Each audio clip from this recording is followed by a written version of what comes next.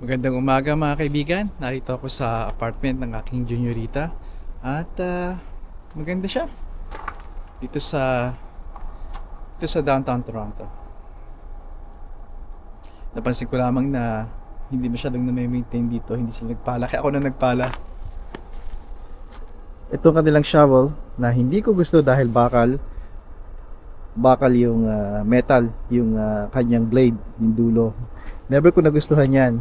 Kaya kung maghahanap kayo, baka rin angkop sa inyo, pero sa akin hindi maganda yan. Polyethylene poly ang blade na gamitin niyo. Napakahusay na at maganda sa deck. Hindi makaka-scratch. Kaya ito pinala ko na. Ano? I'm just pointing out about how I do.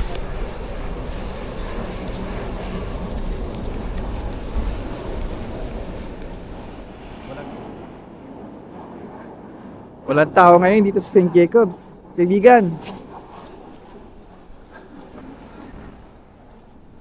Kaibigan, narito kami buong pamilya sa St. Jacobs Market. At pangalawa namin ngayong taon na to. Gusto kumuha ni Misty ng karne. At gusto ko rin makita yung mga leather nila dito, mga hats, leather gloves sa taas at hunting knife. Mga knives. Meron ako sa mga fixed knives din. Yan ang hindi ko na i-share sa inyo. Pero i-share ko sa inyo yun ngayon. Papakita ko sa inyo mga... Actually, punta tayo ngayon doon mamaya. Okay?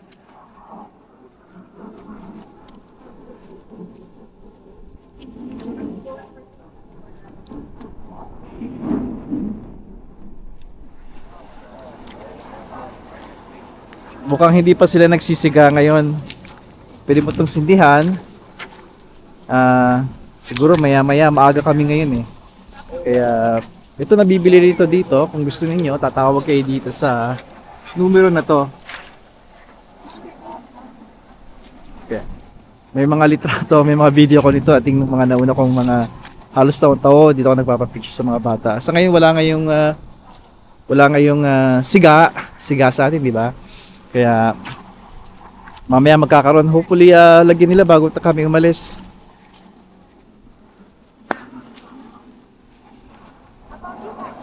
Christmas lights, Christmas trees. Tradisyon nyo ba na pumutol? Dito may mga tradisyon, may mga pamilya na pumupunta sa mismong lugar. Sila mismo nagpuputol ng kanilang puno. Alright? Pero may rule din ito, kaibigan. Pagkatapos na matuyo ito ng Christmas, huwag nyo pabayaang tumagal dahil nagkokos din. Nagsasanghin dito ng sunog sa bahay. Dahil natutuyo yung mga dahon niya. Alright. At punta ko na si Mrs. At si Mrs. T at na-order ng karne. Fresh lagi ang karne dito galing sa mga Mennonites. Let's go.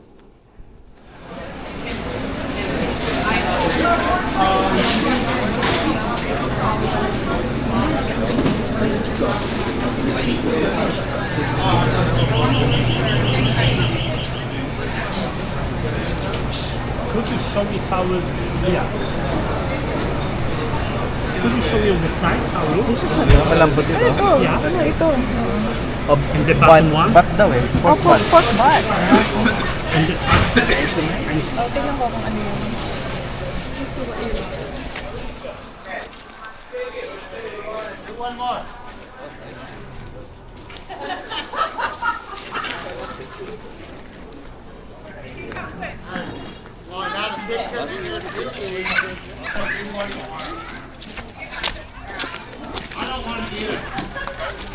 What if it's not?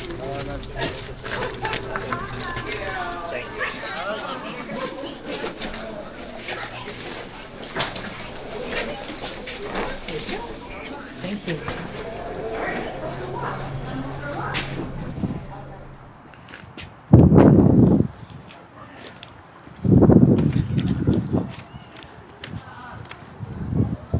Kaibigan.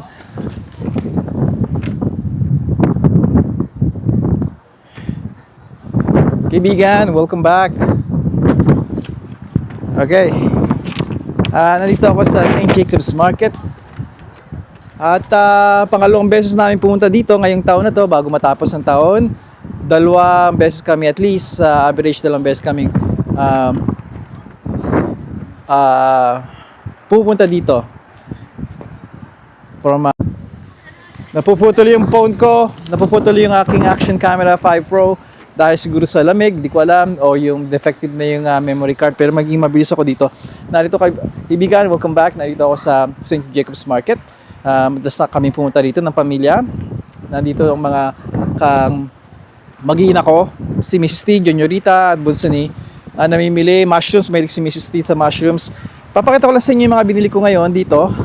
Kinakapalan ko na yung mukha ko dito dahil may mga dumadaan mga tao. Papakita ko sa inyo yung kinuha ko. Ito ay medyas. Oh my goodness. Nakahiya.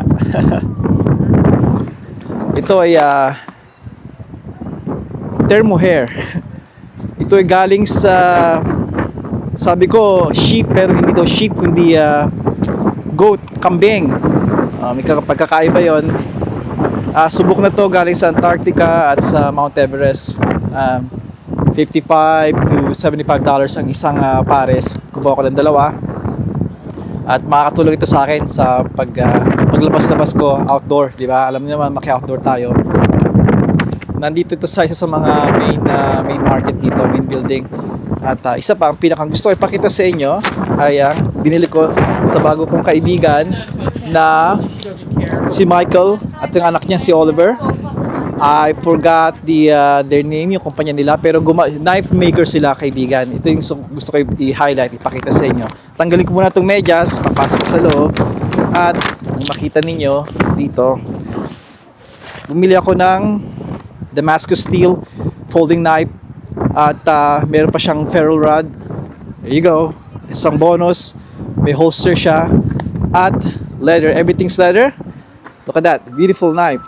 Marami akong mga collection ng mga knife, pero ito yung sa mga personal kong magandang kwento. Right there. Beautiful knife. Gawa niya to handmade. Alright. See the Damascus steel.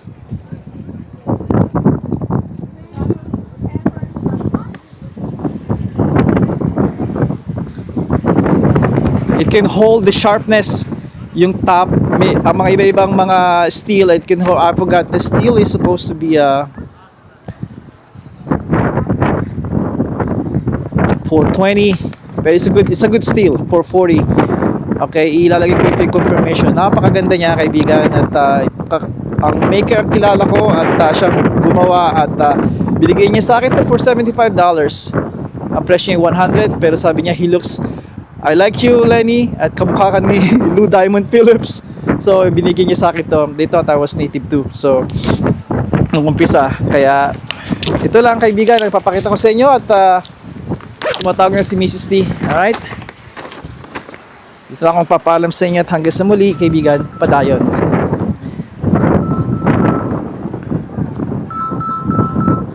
Hello? Okay. Alright. Nandito ako sa sa parking lot na. Sa ating oo, kala ko nandito kayo. Alright. Yep. Love you.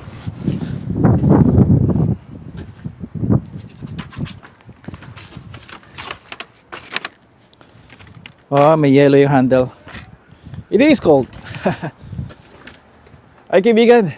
At Merry Christmas sa inyong lahat. Merry Christmas. Hanggang sa muli. Padayon.